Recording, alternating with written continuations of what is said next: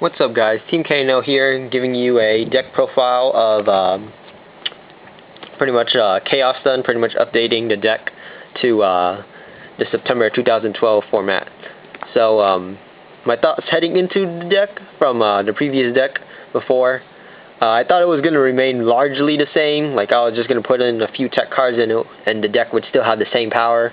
But after testing with the deck, I realized that losing one Chaos Orc and one Tour Guide, which was really the only thing that changed in my deck, really hurt really bad. So I lost a lot of power boss plays with that, so I had to kind of tweak the deck a bit more.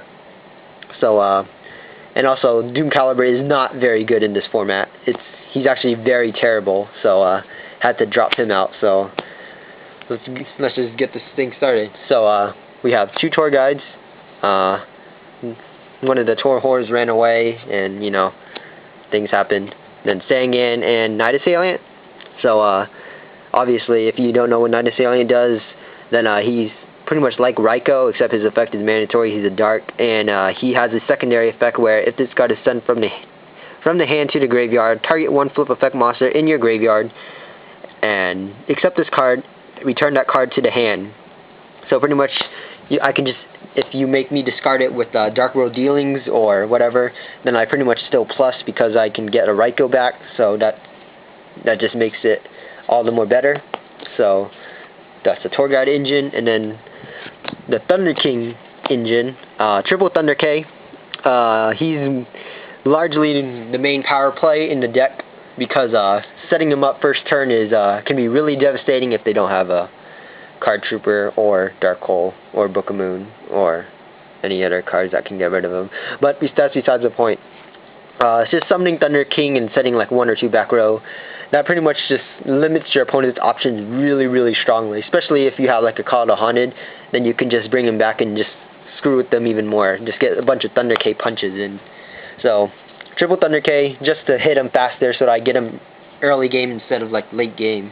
Because late game he's not as good, but 19 beats is still pretty strong. Then for the Lightsworn engine, 2 Raikou, 1 Lila. I still like it as before. Lila is Lila. Plus, Raikous are going to be even more crucial in the deck now since Debris Dragon is at 2. So if I really need to, I can make Iron Chain, but I don't play Iron Chain, so whatever. So get some basic milling going and, basic Lightsworn stuff. Pop some shit. And then for hand traps, 1 Veiler, 2 Battle Fader, and 1 Gores. I actually don't really want to play the Veiler. Like, I don't even want to main deck it because the only thing you're going to hit this format is Stratos and Rescue Rabbit. And with Stratos, if you don't hit Stratos, then Veiler is essentially dead unless you're trying to run over a Shining, or trying to make a Shining weaker so that you can run it over on your turn instead of making your opponent run into something on his turn. And that's really it. And then Veiler, if you Veiler Rabbit, since they only have 2 rabbits now, they have to play a bit slower. They only have 2 rabbits and 2 tour guides, so they have to play slower. So that means they're playing more defensive traps. And if you Veiler the rabbit, that means they're going to be setting defensive traps to protect against the rabbit, or to protect the rabbit. So if you don't get rid of all of their back row and get rid of the rabbit, then the Veiler pretty much just makes you minus, and then you're taking 3,800 to the face, and then Logia hits the field, and it just goes really downhill from there. 2 Battle Fader. I didn't think there was going to be derpy stuff in this format, but there still is. Like, you have no idea how quickly someone can just sweep for game. So 2 Battle Fader just to remain safe. They do get milled from time to time, but I mean, it's whatever. And then Gores is Gores. Very solid card in this upcoming meta. And then for the other standalone monsters, 2 Card Trooper. 2 Card Trooper is really good. Works with Call to Haunted and beating opposing Thunder King Rouse in the face. Plus, I can just if I don't summon him, I can always set him whenever I don't try and summon something, so I can still plus. Because if they want a Dark Hole or whatever, then that's fine. Card Trooper will just replace himself. Then 1 Sidra mainboarded. I was mainboarding 2 when I after a little bit of testing, but I took 1 out just to test it, because 1 is perfectly fine in my opinion. I can just summon it and just start beating out opposing Ryos and whatnot. And it's a light target, which is somewhat needed in this deck because I took out the Effect Veiler. So then 1 Reaper. The deck is a bit slower now, like more slower than it was before. Like if you have no idea how slow this deck was, it's pretty much more often than not you're going to be going into time with this deck if you're playing it correctly anyways. And Reaper is just there to let you set up your plays, as well as getting that poke in is really, really good. Really solid plays for days. And then double Debris. Debris is solely in there for the purpose of blowing stuff up and to get that plus. So if your opponent overcommits, you just summon the Debris, get the Card Trooper, mill with the Card Trooper if you want, and then just blow stuff up with Black Rose. That's really Debris Dragon's only use. And I kind of want to drop him down to 1 because he does clog up a little bit, oddly enough. Like, I have no idea why he would clog up, but I have open hands where it's like double Debris, Gores, and like Dark Arm, and it's just like really, really unplayable. So kind of want to take Debris down to 1, but that's just my personal opinion. We'll have to test it a bit more after this pre-format. So then for the boss monsters, 1 Sork, 1 Caius, 1 Dark Arm, and 1 BLS. Caius is so good this format, like you have no idea. Like I've seen way too many games won off of Caius. Like it got to the point to where it was like I had Dark Arm, he Veilered Dark Arm, I banished for BLS, and then he Veilered the BLS, and then I distributed Dark Arm for Caius and just swept for game. It was really, really stupid.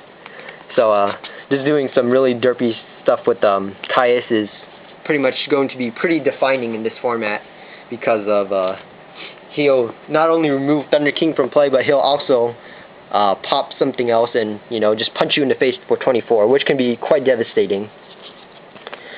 And that's the monster lineup. I believe it is 24. Don't count me on it. And then for spells, I'm only playing 5 spells, so staples.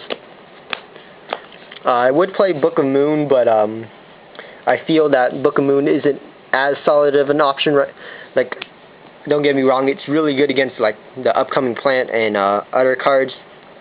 So I might consider siding it, but I'm not going to be mainboarding Moon anytime soon, unless it like goes to 2. Like that card does not like me at all. It's just really weird. Like I don't even get to situations where I can even do anything decent with Book of Moon.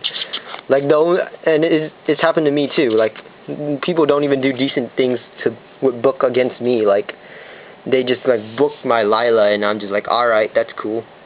I'm gonna protect it, and then your back row is still screwed. So on to traps. Triple Call. I'm still a really big fan of Call to Haunted. Not only can you get your offense going on with Call to Haunted, you can also just grind basic card advantage out. Like pretty much, I'm not going to be setting Call to Haunted unless I have something useful to Call to Haunted back, or I have a floater in grave. So unless I have a TK or Thunder K on the field or in my graveyard, or a Card Trooper or Sangan, then pretty much I'm not going to be setting Call to Haunted. So that's when you should be using your MSTs for any frenemies who are listening. But Call to Haunted is a very solid option in this format. Plants are going to be playing it. Agents can possibly play it, you know, all that silly stuff. Pretty much any deck can play it. I mean, you can just even tech 1 and see how you like it. And Double D Prison, pretty much is just to combat Card Trooper. That's the main reason. Because I've had one too many Card Troopers punch my Thunder K's in the face and just leave me in horrible positions where I wish I had something else instead of having to warning the Card Trooper. So Dimensional Prison also gets rid of Stardust, which can be a little bit of a problem for this deck. But other than that, Dimensional Prison is very solid. If I could, I'd also fit in 2 Mirror Forces, but there's nowhere near enough room for any more traps than there already is. So all I can fit is in 2 Mirror or Dimensional Prisons, Double Torrential, Solemn Brigade, and 1 Bottomless Trap Hole. I kind of don't want to put this in the main board, but because, you know, Card Trooper does escape from bottomless trap hole and whatnot. However, I do need to have some defense against some of the bigger boss monsters before they get anything going, so trying one for sake. So that's the main board, 40 cards. Was thinking of maybe 41, but I am taking some cards out potentially, so we'll have to see how that goes for now. But this is preemptive testing, so that's that. And for the extra board, rank 3s, 1 Zen Mains, 1 Tempo, 1 Leviar, 1 Gigabrill, 1 Leviathan, and 1 Acid Golem. So pretty standard rank 3 toolbox that Tor Whores need. Then for rank 4s, 1 Maestro, 1 Evagishki Marrow Geese, 1 Papil Operative, and 1 Gem Knight Pearl. Marrow Geese is actually more of a meta call in this format because of people are gonna be setting stuff a lot. So pretty much Marrow Geese, you just summon her, and if you manage to attack a Sangan or like a Mystic Tomato or whatever, you just activate her effect, send it back to the deck, and pretty much they just lose out. Especially if they start setting like dandelions and whatnot. Like Marrow Geese is especially effective in the plant matchup, so you can expect me to be special summoning Marrow Geese on you if at any point in time. And pretty much the rest is standard. I kind of want to put a Roach in, but I don't have a Roach to test with since my teammate is using the other Roach. But that is what it is. And then for Synchros, 1 Catastor, double Black Rose, and 1 Scrap Dragon. Since the only thing I'm going to be doing with Black Rose, or what the Breeze Dragon is blowing stuff up with Black Rose, and I don't think 1 Pot of Avarice is consistent enough to supply with 2 Breeze Dragons, so I just put 2 Black Rose, just to be safe. And it has happened to the point to where I had to double Black Rose, and the Chaos Dragon player just rage quit and whatnot. It's not my fault, he overcommitted into a Battle Fader and then Black Rose to death. So I still haven't made Catastor. It's like ridiculous how weird that card doesn't want to be made. Then 1 Chimera Tech, since I do currently side 1 Cyber Dragon and 1 mainboard Cyber Dragon. However, he is going to be pretty good because since Zen Mains is now widely available, you are going to be scooping up more Zen Mains than you think, as well as potential Gear Gias and gadget decks are going to be really, really strong during the beginning of this format. I don't know how good they're going to be later on, but for the beginning, as a meta call, I would think if you can fit the room, I'd put some Sidras and a Chimera Tech in your deck, because I'm pretty sure they're going to be really, really strong. Then Gorz Token. So that's the extra deck, 15 cards minus the Gorz Token, who doesn't count. So yeah, tell me what you guys think in the comments down below. If you have any suggestions for the deck, such as replacements for Sidra or what is it?